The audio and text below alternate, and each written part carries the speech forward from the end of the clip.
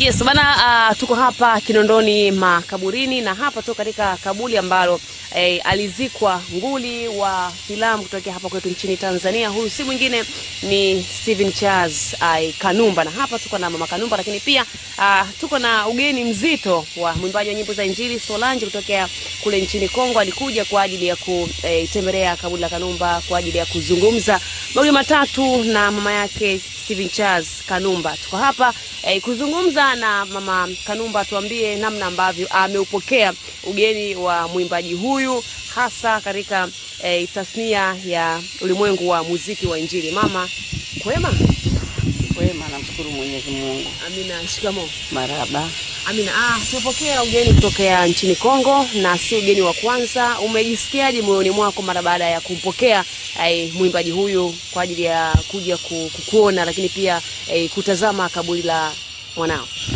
Mimi nasema sifa na utukufu umwendee Mwenyezi Mungu aliye juu.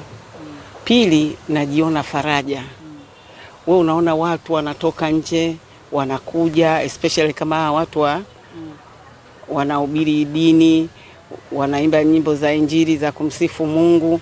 Kuona wanakuja, mtu anapoteza muda wake na nauli yake anakutafuta, mnakuja mpaka hapa kaburini. Kwa kweli kwangu ni faraja. Sina cha kumrudishia wala kumlipa Mwenyezi Mungu zaidi ya kusema asante Mungu aliye juu.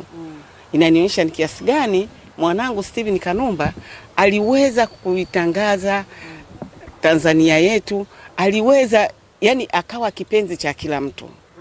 Kwa hiyo kwangu ni faraja na nafurahi sana. Nawaambia karibuni. Sawa. Ukinitazama Solange ni mwimbaji mkubwa ambaye anafanya vizuri Kongo, lakini pia ameanza pia kusikika Tanzania na kufanya vizuri, kazi yake kufanya vizuri huku. Tunaona yeye ni mtumishi wa Mungu, amekuja kukutembelea. Tumezoea kuona wasanii, waigizaji. Kwako wewe ina picha gani mara baada ya mtumishi wa Mungu pia kupata nafasi kuja kutembelea, tofauti na vile ambavyo tumezoea anakuja wasanii, amekuja mtumishi wa Mungu? Kwako hii imeleta picha gani? Kwangu mimi yani imenipa picha kwamba kweli wakati wa Mungu ni wakati sahihi. Na unaweza kuomba leo ukajibiwa baada ya miaka 5 hata 10.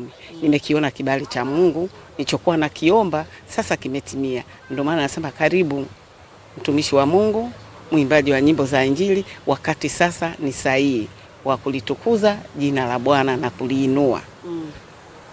Okay. Tunafahamu pia Solange ni mwimbaji wa nyimbo za Injili. Ikitokea sana nafasi pia mama Kanumba kuonekana katika nyimbo za gospel, kwako uko tayari? Aise, niko tayari sana. Hiyo nafasi naiomba kila siku. Japokuwa sina sauti, lakini nionekane tu. Nimo mle. Nitafurahi mno na niko tayari. Na naomba Mungu atoe hicho kibali niwepo. Hata yeye kama na nyimbo zake asiofu, akiona hiki kipengele kinanifaa, niko tayari kushiriki. Umekuwa ukifuatiliwa pia sana na watu kutoka nchi ya Kongo, watu walikuwa wanapenda sana kazi za marehemu Stephen Charles Kanumba.